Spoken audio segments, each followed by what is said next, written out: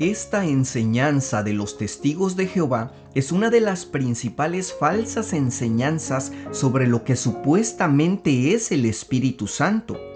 Esta misma es principalmente compartida por los testigos de Jehová, en la que creen que el Espíritu Santo de Dios no es una persona, sino un poder que emana de Dios o su fuerza activa según ellos, pero no una persona. Ante esto, nosotros como cristianos debemos saber responder ante el por qué ellos están equivocados, no solo para defendernos de esa falsa doctrina, sino también para llevarlos a ellos a la verdad y también para cuidar de nuestros hermanos que aún son pequeños en la fe. Por esta razón, hoy veremos 8 evidencias bíblicas del por qué el Espíritu Santo no es un poder o una fuerza, sino una persona. Algo muy importante de mencionar también es que por mucho tiempo los cristianos han representado al Espíritu Santo como una paloma, con el viento, con el aceite, con el agua o el fuego. Pero realmente no deberíamos pensar en esos elementos cuando mencionamos al Espíritu Santo de Dios, ya que Él es mucho más que eso. Él es una persona y debemos pensar en Él como tal. Por esa razón, amados hermanos, una de las principales características, y para empezar, que son una evidencia clara de que el Espíritu Santo no es una fuerza o un poder o una energía, es que el Espíritu Santo de Dios habla. Un viento, la electricidad o algún tipo de energía, los rayos del sol, no hablan. No es una característica de una persona, pero el hablar sí. Y vea lo que dice la palabra de Dios en Hechos 13:22. Mientras ministraban al Señor y ayunaban, el Espíritu Santo dijo: apartadme a Bernabé y a Saulo para la obra a la que los he llamado. Hechos 8:29 también dice: y dijo el Espíritu a Felipe: acércate y júntate a ese carro. Hermanos, estos versículos, por mencionar unos, es una clara evidencia de que el Espíritu Santo de Dios es una persona. Él habla. Y a nosotros como cristianos nos habla a veces a nuestra mente, a nuestro corazón, pero sobre todo a través de su palabra. Recordemos que el Espíritu Santo de Dios, ¿qué hizo? Inspiró su palabra, porque a través de ella nos habla. Otra característica también de que el Espíritu Santo es una persona y no una energía o poder es que el Espíritu Santo de Dios enseña. La Escritura dice en Juan 14:26: pero el Consolador, el Espíritu Santo, a quien el Padre enviará en mi nombre, Él os enseñará todas las cosas y os recordará todo lo que yo os he dicho. Este versículo es otra evidencia clara de que el Espíritu Santo es una persona. Una persona tiene la capacidad de enseñar. Una energía, un poder, no. Una característica más es que el Espíritu Santo de Dios escudriña, es decir, estudia, analiza. Esa característica no es de ningún poder, sino de una persona. Pues la palabra de Dios, vea lo que dice en 1 Corintios 2:10: pero Dios nos la reveló a nosotros por el Espíritu, porque el Espíritu todo lo escudriña, aún lo profundo de Dios. Podemos notar claramente, amados hermanos, que el Espíritu Santo de Dios es una persona. Escudriña, analiza a nosotros como cristianos, y dice la Escritura, aún lo profundo de Dios. Es una característica bíblica muy importante de que el Santo Espíritu de Dios es una persona, no una energía. La palabra de Dios también enseña que el Espíritu Santo de Dios es una persona porque puede ser entristecida o contristada, como dice su palabra. Si nosotros vemos allá en Efesios 4:30 dice: y no contristéis al Espíritu Santo de Dios, con el cual fuisteis sellados para el día de la redención. Al Espíritu Santo de Dios se le puede entristecer. Lo sabemos perfectamente cuando no le obedecemos, cuando insistimos, persistimos en el pecado. El Espíritu Santo de Dios se pone triste porque nos anhela celosamente, también dice su palabra. Él se entristece y esa es una característica de alguien que tiene personalidad. No es característica de un poder o una energía. Algo muy importante también y otra característica muy clara acerca de que el Espíritu Santo es una persona es que se le puede mentir. Aquí me gustaría hacer una pequeña pausa, porque yo sé que muchos van a decir: hermano, usted está equivocado. Nadie le puede mentir al Espíritu Santo. Voy a ser claro para que no me confunda. No podemos engañar al Espíritu Santo. No podemos engañar a Dios, pero se le puede mentir. ¿Qué significa eso? Que podemos decir una mentira, referirnos a Él con una mentira. Y eso es muy diferente a que lo engañemos. Al Espíritu Santo de Dios nadie lo puede engañar.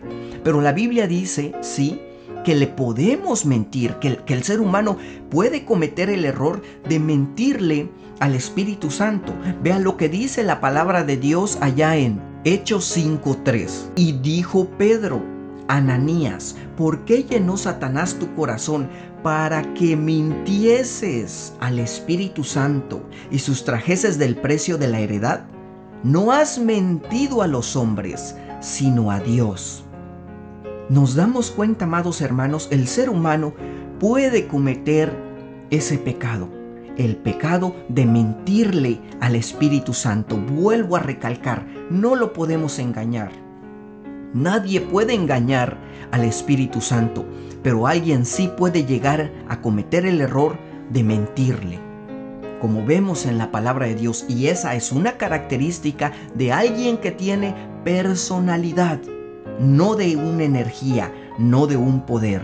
Otra característica muy importante también, amados hermanos, acerca del Espíritu Santo y su personalidad es que Él tiene voluntad.